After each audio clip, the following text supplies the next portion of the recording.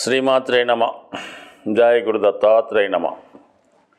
ఈ వీడియోలో మనం జనవరి 28వ తారీఖున మీనరాశిలోకి ప్రవేశించబోతున్న శుక్రగ్రహ ప్రభావం వివిధ రాశుల వారి మీద ఎటువంటి ప్రభావం చూపుతుంది అని పరిశీలించే ప్రయత్నంలో ఈ మీనరాశి శుక్రగ్రహానికి ఉచ్చ రాశి, అదే రాశిలో శుక్రుడు ఉచ్చ పొందడం జరుగుతూ ఉంటుంది. అంటే సుదీర్ఘకాలం పాటు జనవరి 28న ప్రవేశించినటువంటి శుక్ర భగవానుడు మీనరాశిలోకి మే 31వ తారీఖు వరకు, అంటే సుమారు 124 రోజుల పాటు మీనరాశి అందే సంచారం చేయడం జరుగుతూ ఉంటుంది.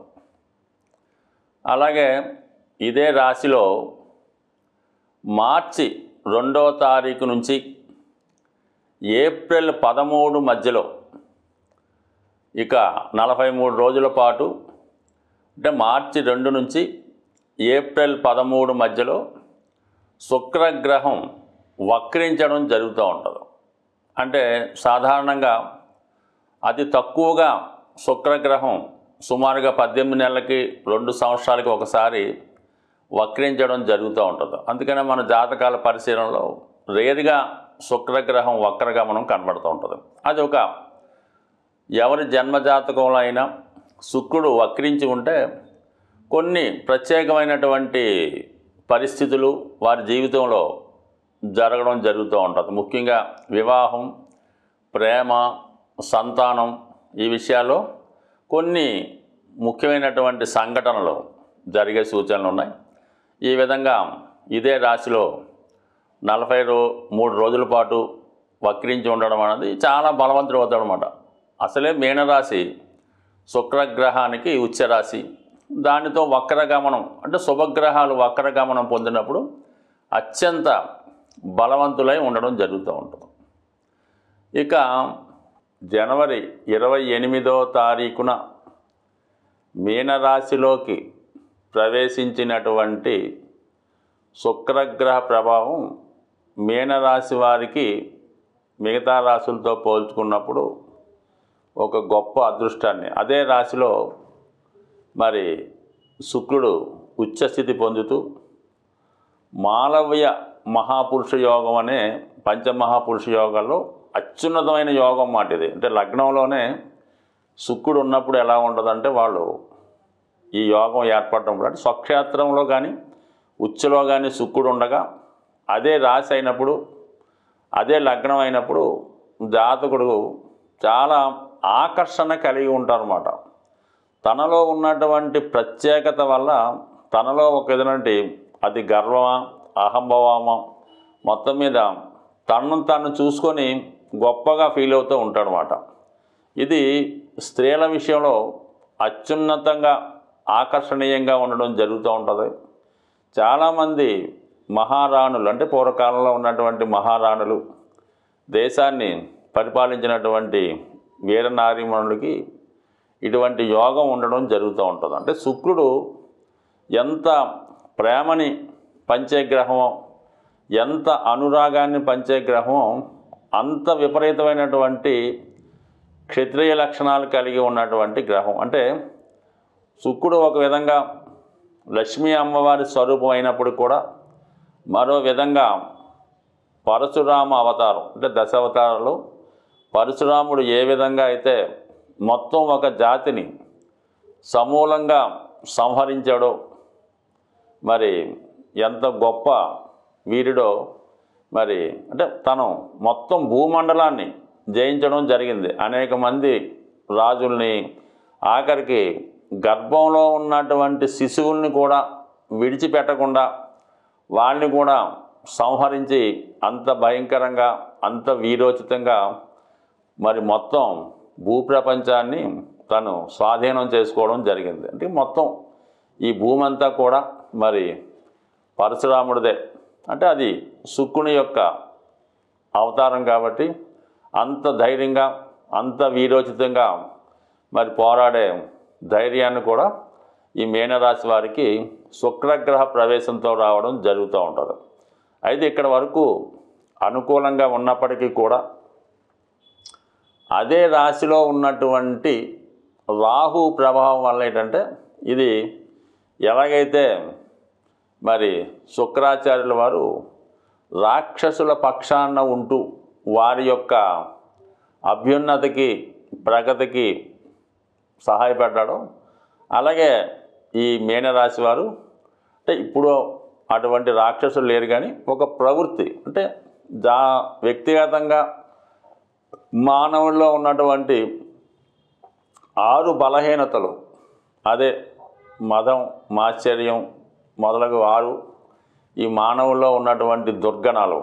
అందుకే శుక్రుడి యొక్క సంఖ్య కూడా 6, సుబ్రహ్మణ్యకి 6 తలలు. సో అలాగే ఈ ధైర్యం, అదే ఈర్ష్య, అసూయ, ద్వేషం, పగ ఇవన్నీ కూడా వ్యక్తిగతంగా ఈ శుక్రుడి యొక్క కారకత్వాలు కూడా అవుతాయి. కాబట్టి ఇవన్నీ రాహు ఉండడం వల్ల అవి పైకి వచ్చే అవకాశం ఉంది. అంటే రాహు ప్రభావంలో ఒక మంచి లక్షణాలు తగ్గిపోయి ఇటువంటి రాక్షస క్వాలిటీ లక్షణాలు, తాగుడు, వ్యభిచారం, ప్రస్తుత కాలానికి ఎదుటివాడిని చూసి వారలేకపోవడం, సంబంధం లేకపోయినా ఎదుటివాడు ఎదుగుతుంటే వాడిని అణగదొక్కడం, ఊరకనే విమర్శించడం, ఎవడో మంచి చెప్తుంటే వాడి మీద బురద జల్లడం, ఇవన్నీ ఈ లక్షణాలు. కాబట్టి సో ఏదైనా ఈ మీనరాశి వారికి సహజంగా అది సంస్కారవంతమైనటువంటి రాశి, మంచి లక్షణాలు కలిగి మన సంస్కృతిని సంస్కారాన్ని పెంచే రాశి. అందులో శుక్రుడు రావడం వల్ల ఇంకా దాన్ని చాలా రెబల్గా దాన్ని ప్రజెంట్ చేసే ప్రయత్నం చేస్తూ ఉంటాం అన్నమాట. అంటే ఎవడన్నా మతాన్ని కానీ మన యొక్క సంస్కృతి కానీ ద్వేషించినప్పుడు వాళ్ళ మీద ఎదురుదాడి చేసి అంత పరశురాముడు అంత గొప్పగా ప్రవర్తించే అవకాశం ఉంటుంది. మరి రాహు గ్రహం ఉన్నప్పుడు మరి ఈ యొక్క క్వాలిటీతో రాహు యొక్క క్వాలిటీని అణగదొక్కి మరి శుక్రుడు గురువు క్వాలిటీలు పైకి తీసుకొస్తే మరి ఖండాంతర ఖ్యాతిని, ఎవర్ లాస్టింగ్ నేమ్ని ఈ రాశివారు ఈ రాబోయే 124 రోజుల్లో సంపాదించే అవకాశం ఉంది. వ్యక్తిగతంగా ఈ రాశిలో ఉన్నటువంటి స్త్రీలైనా సరే అత్యంత ధైర్యంతో పోరాడి ఒక ఉన్నత స్థాయి గుర్తింపు రావడం జరుగుతూ ఉంటుంది. పైపెచ్చి ఎక్కువగా మరి శుక్రుడు ఈ రాశికి శత్రుగ్రహం అయినప్పుడు కూడా ఉచ్చులో పొందడం వలన ఖరీదైనటువంటి వాహనాలు, నగలు, అలాగే మంచి లగ్జరీ లైఫ్, విలాసవంతమైన జీవితం, మరి ఒక ఫిల్మ్ ఇండస్ట్రీలో కానీ ఒక మంచి కంఫర్టబుల్ లైఫ్, ఒక ఈ విమానంలో ప్రయాణం చేసినట్టు లగ్జరీలో ఒక మంచి ఖరీదైనటువంటి భావనలో ఉన్నట్టు. సో ఏదైనా వారి యొక్క కళలు నిజమయ్యే రోజయింది. జీవితంలో ఎప్పటిదాకా ఎప్పుడూ చూడనటువంటి సుఖాన్ని, ఆనందాన్ని, సంతోషాన్ని చూసే అవకాశం ఉంది. బట్ కానీ అది అతిగా అవడం వల్ల రివర్స్ కూడా అయ్యే అవకాశం ఉంది.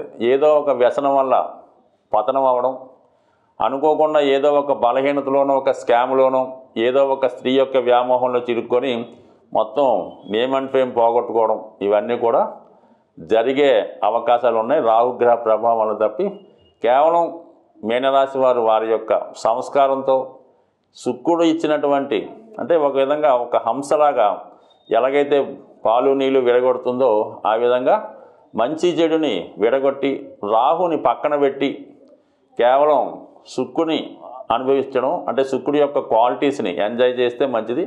బట్ ఒక విధంగా రాహు కూడా టెక్నాలజీగా మంచిదే, ఉన్నది లేనట్టు లేనిది ఉన్నట్టు చూపించడానికి మంచిది. అంటే సినిమా పరిశ్రమ అంతా కూడా రాహు బట్టి ఆధారపడి ఉంటుంది. కాబట్టి ఏదైనా మీ యొక్క విజ్ఞతను బట్టి పాజిటివ్గా ఉపయోగించుకోవచ్చు, నెగిటివ్గా ఉపయోగించవచ్చు, కానీ అవకాశాలు మాత్రం ఖచ్చితంగా వస్తాయి. దాన్ని ఏ విధంగా ఉపయోగించుకుంటారన్నది మీ యొక్క సంస్కారాన్ని బట్టి, మీలో ఉన్నటువంటి తెలివితేటలను బట్టి ఆధారపడి ఉంటుంది. ఏదైనా సరే జాతకంలో గోచార రీత్యా, జన్మజాతక రీత్యా ఏర్పడినటువంటి దోషాలని చిన్న చిన్న పరిహారాలతో దాన్ని పరిష్కరించుకోవడం అన్నది కేవలం మన శాస్త్రాన్ని రచించినటువంటి పరాశరుల వారే చెప్పడం జరిగింది. అంటే ప్రతి సమస్యకి ఒక పరిష్కారం చెప్పడం జరిగింది. మనం తెలుసుకోవాల్సిందల్లా అంటే ఇప్పుడు ఏ గ్రహానికి మనం పరిష్కారం చేసుకుంటే ఈ పరిస్థితి నుంచి బయటపడతాం అన్నది మనకి శాస్త్రంలో చెప్పడం జరిగింది. ఇప్పుడు మనం రాహువు శుక్రుడు గురించి తెలుసుకోవడం జరిగింది. అంటే ఏదన్నా రాహువు బాధించే గ్రహం తన పనే సూర్యచంద్రులనే ఇబ్బంది పెడుతుంటాడు. ఇంకా శుక్రుడు పెద్ద లెక్కలో కాదు కదా. అయితే ఏంటంటే ఇందులో రాహుగ్రహానికేమో మనం తన యొక్క పవర్ను తగ్గించే విధంగా రాహుకి పరిహారం చేసుకోవాలన్నమాట. అలాగే శుక్రుడి యొక్క స్ట్రెంత్ పెంచాలన్నమాట. అంటే రాహు ప్రభావం నుంచి పెట్టాలంటే శుక్రుడి యొక్క బలం పెరగాలి. అంటే అటువంటి వ్యామోహానికి వెళ్లకుండా శుక్రుడు పవర్ఫుల్ అవ్వాలన్నమాట. అంటే ఒక గ్రహం దానం వల్ల ఏంటంటే అది మనకి తగ్గుతుంది దాని పవరు. మనం స్తుతించడం వల్ల అంటే మనం అమ్మవారికి సహస్రనామాలు, వెంకటేశ్వర స్వామికి ఇవన్నీ సహస్రనామాలు, సుప్రభాతాలు ఇవన్నీ కూడా మనం పొగడ్తల ద్వారా అంటే అందులో ఉన్న చెప్పడం వల్ల అతనికి వాళ్ళ పవర్ అర్థమవుతూ ఉంటుంది అన్నమాట. అందువల్ల శుక్రగ్రహం మీరు డెవలప్ చేసుకోవాల్సి ఉంటుంది. అంటే శుక్రగ్రహాన్ని ప్రసన్నం చేసుకోవాలనుకున్న వాళ్ళు ముఖ్యంగా విష్ణు సహస్రనామం చదువుతూ అందులో ఉన్నటువంటి లక్ష్మీ స్తోత్రాన్ని, దాని తర్వాత కనకధార స్తోత్రాన్ని పారాయణ చేయవలసి ఉంటుంది. శ్రీ సూక్తం కూడా ఓకే. అంటే మీరు ఏదైనా అమ్మవారిది పఠించండి, కానీ విష్ణుమూర్తిని పఠించకుండా, స్తుతించకుండా, విష్ణు సహస్రనామం చదవకుండా, కనీసం గోవిందనామాలు చదవకుండా లక్ష్మీ అమ్మవారి యొక్క అనుగ్రహాన్ని మీరు ఎట్టి పరిస్థితుల్లో కూడా పొందలేరు. మీరు కనకధార స్తోత్రాన్ని 1,00,000 సార్లు పఠించిన జీరో ఫలితం. దానితో పాటుగా విష్ణుమూర్తిని కూడా స్తుతించడం వల్ల మీ యొక్క అనుగ్రహం వచ్చి అమ్మవారు మీకు అనుగ్రహించే అవకాశం ఉంది. కాబట్టి మీరు చక్కగా సింపుల్గా విష్ణు సహస్రనామం ప్రతిరోజు వద్దు, నెలకొక్క రోజు మీ యొక్క జన్మ నక్షత్రానికి సాధన తార వచ్చే రోజు ముందు వినండి, పర్వాలేదు, చక్కగా వినండి. దాని తర్వాత అర్థాలు తెలుసుకోండి, దాని తర్వాత చదివే ప్రయత్నం చేయండి. నామమాత్రం చేత అనుగ్రహించే దైవం మరి పరమేశ్వరుడు. ఆ విష్ణు సహస్రనామ పుస్తకం మీ చేతిలో ఉన్నా జేబులో ఉన్నా సరిపోతుందన్నమాట. అంత గొప్పగా పనిచేస్తుంది. మీరు ఒకసారి ప్రయత్నం చేసి చూడండి. మీ కుటుంబంలో మీ యొక్క అంటే మీరు ఎవరు శ్రేయస్సు కోరుకుంటున్నారో వాళ్ళకి ఏదైనా అనారోగ్యం వచ్చినప్పుడు, బెడ్ రిడన్ అయినప్పుడు, ఇంకా అతనికి డాక్టర్లు కూడా చేతులు ఎత్తేసే సమయంలో ఈ విష్ణు సహస్రనామం యొక్క పుస్తకాన్ని ఆ పేషెంట్ యొక్క తలగడ కింద పెట్టి చూడండి. ఖచ్చితంగా దాని యొక్క బెటర్ రిజల్ట్ మీరు కళ్ళెదురుగుండానే చూడటం జరుగుతూ ఉంటుంది. దీంట్లో నమ్మకం ఇంపార్టెంట్. ఇది చేయడం వల్ల శుక్రగ్రహ అనుగ్రహం ఫలించే అవకాశం ఉంది. మరి శుక్రుడు బలంగా ఉండడం వల్ల ఇది లభిస్తుంది. ఇక రాహుగ్రహ అనుగ్రహానికి మీరు మరి ఖచ్చితంగా దానం చేయవలసి ఉంటుంది. దీనికి ముఖ్యంగా మినువులు దానం చేయడం వల్ల కానీ, ఇప్పుడు అంటే మనం దానం చేసినటువంటి దాన్ని ఇతరులు ఉపయోగించడం వల్ల ఆ దాన ఫలితం మీకు పొందడం జరుగుతూ ఉంటుంది. అది మీరు ఎవరికన్నా దానం చేయొచ్చు. పర్టికులర్గా ఫలానా వ్యక్తులకే దానం చేయాలనేటువంటి సిస్టమ్ ఏమీ లేదు. ఎవరైతే ఆ దినుసు యొక్క అవసరం ఉంటుందో వారు దాన్ని ఉపయోగించుకొని వారు భుజించడం కానీ, వారిని ఉపయోగించుకోవడం వల్ల వారికి మీరు దానం చేయవలసి ఉంటుంది. ఇంకా మీకు రెడీమేడ్గా ఫలితం కావాలంటే ఈ మినపప్పు నానబెట్టి, అది గారెలు అంటారు కొందరు, వడలు అంటారు కొందరు, దాన్ని చక్కగా రెడీమేడ్గా తయారు చేసి మరి మీకు సాధువులు అవ్వచ్చు, ఆ కార్మికులు అవ్వచ్చు, ఎవరైతే కొద్దిగా బలహీనతతో ఉండి వ్యసనాలకు ఉంటారు కదా, అటువంటి వారికి తినగలిగినన్ని పెట్టండి. లేదనుకో ఒక 4, 8, 18 ఏదైనా వాళ్ళు ఇమీడియట్గా తినగలిగేలా పెట్టినా కూడా మీకు రాహుగ్రహ అనుగ్రహం లభించే అవకాశం ఉంది. లేదనుకోండి సున్నుండలు బ్రహ్మాండంగా పంచిపెట్టండి, బ్రహ్మాండంగా పనిచేస్తుంది.